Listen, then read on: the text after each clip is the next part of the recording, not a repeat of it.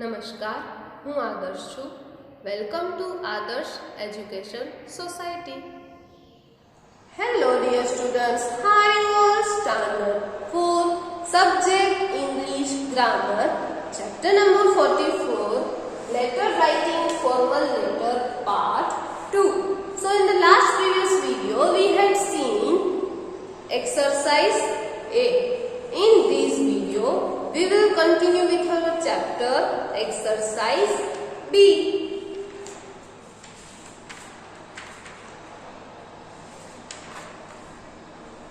Use the notes below to write a formal letter inviting parents to a school concert. School concert के लिए parents को invite करना है तो उसके बारे में हम लेटर लिखेंगे, राइट? तो यहाँ पे first of all some guidelines are given in our book. So first we can see that write to parents. Parents को लिखना है. Invite them to school concert. School concert यानी संगीत समारोह. संगीत का कुछ फंक्शन है इसलिए पेरेंट्स को इनवाइट करना है. Concert to take place in main hall on Wednesday at 6 o'clock. Time और डेट दी गई है. Day and time. Ask parents to write back saying how many tickets they would like. Parents को letter में ये भी लिख के देना है कि उनको रिप्लाई करना है और रिप्लाई में ये बताना है कि कितनी टिकट वो लोग खरीदना चाहते हैं. Refreshments available at interval. बहुत लोगों को संगीत अच्छा नहीं लगता लेकिन स्कूल फंक्शन है तो कुछ सीखने को मिलेगा, राइट? इसलिए जाना है तो बीच में इंटरवल रखा गया है. क्यों? क्योंकि रिफ्रेशमेंट यानी कि हम इंटरवल ले लें, ब्रेक ले लें. Concert to include school orchestra, dance group and other musical items. और हमें इनके साथ साथ ये भी लिखना है कि स्कूल का जो ऑर्केस्ट्रा ग्रुप है वो भी होगा, डांस ग्रुप भी होंगे और म्यूजिकल आइटम भी साथ होंगे. तो ये सारी चीजें हमें लेटर में मेंशन करनी होगी. फर्स्ट ऑफ ऑल हम एड्रेस लिखेंगे. तो एड्रेस होगा the school cultural club, park junior school, Mumbai 649054.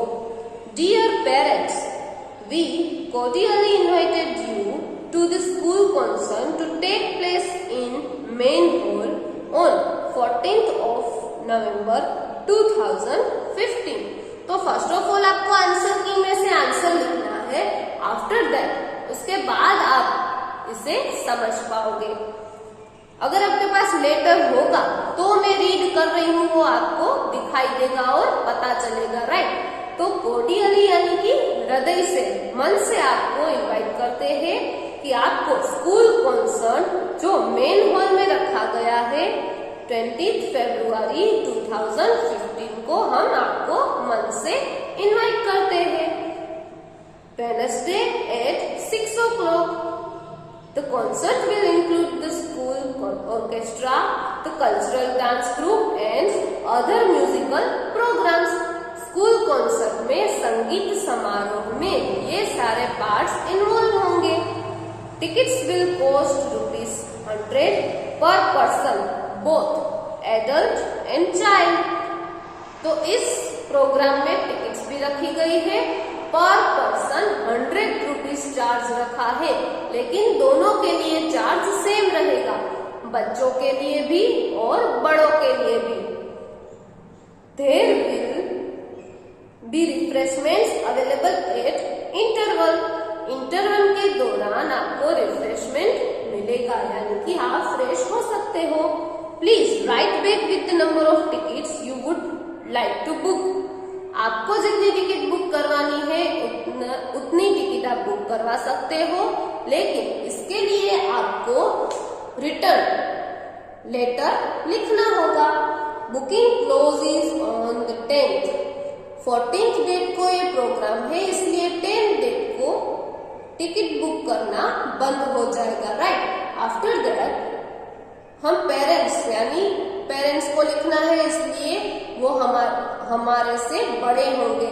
इसलिए हम नीचे लिखेंगे yours sincerely the school cultural club, यानी कि कल्चरल क्लब ये लिख रहा है, इसलिए your sincerely the school cultural club.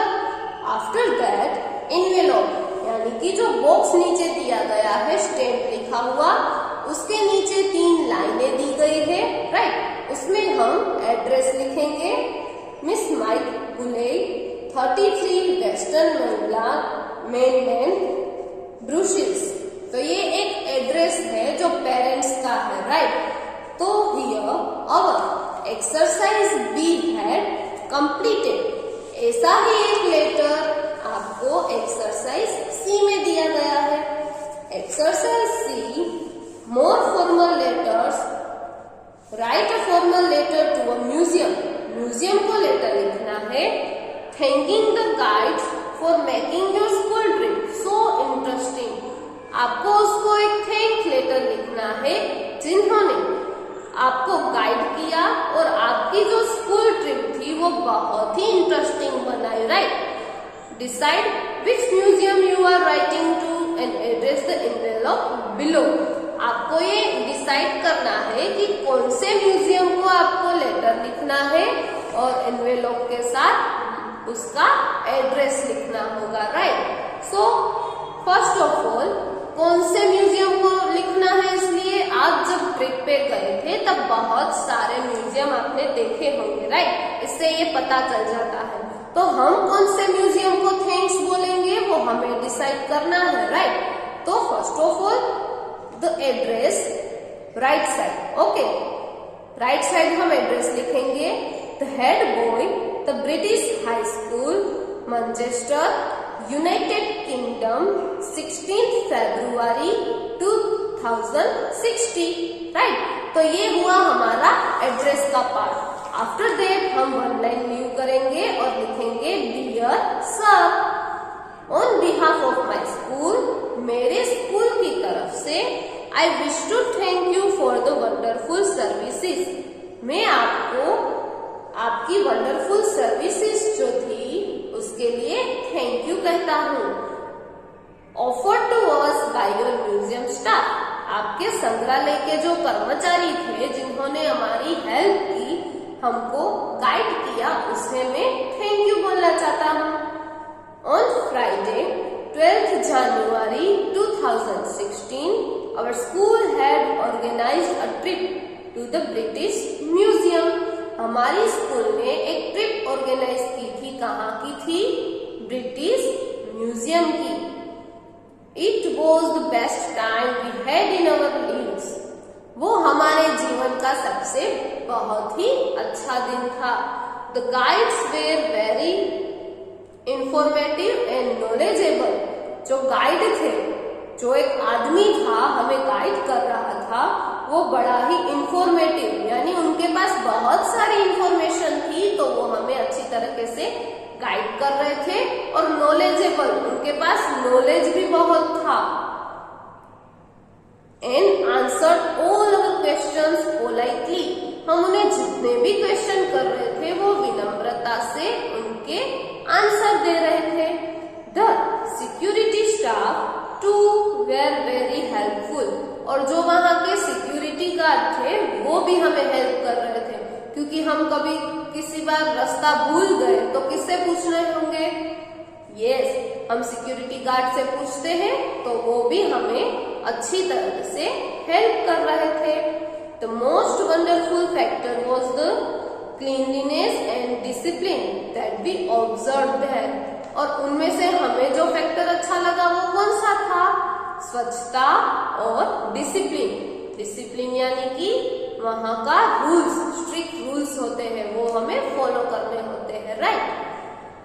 We appreciate the effort taken by you and your staff in maintaining the ancient artefacts and keeping them safe. हम बहुत ही खुश हैं क्योंकि आपने और आपके स्टाफ ने मिलके ये जो प्राचीन कलाकृतियों, यानी कि जो हमारा देश आजाद हुआ था तब उस टाइम के जो कलाकृति है, आइडल्स होते हैं, मूर्ति होती है, फिर औजार होते हैं, राइट, तलवारें होती है, ये सारा म्यूजियम में होता है।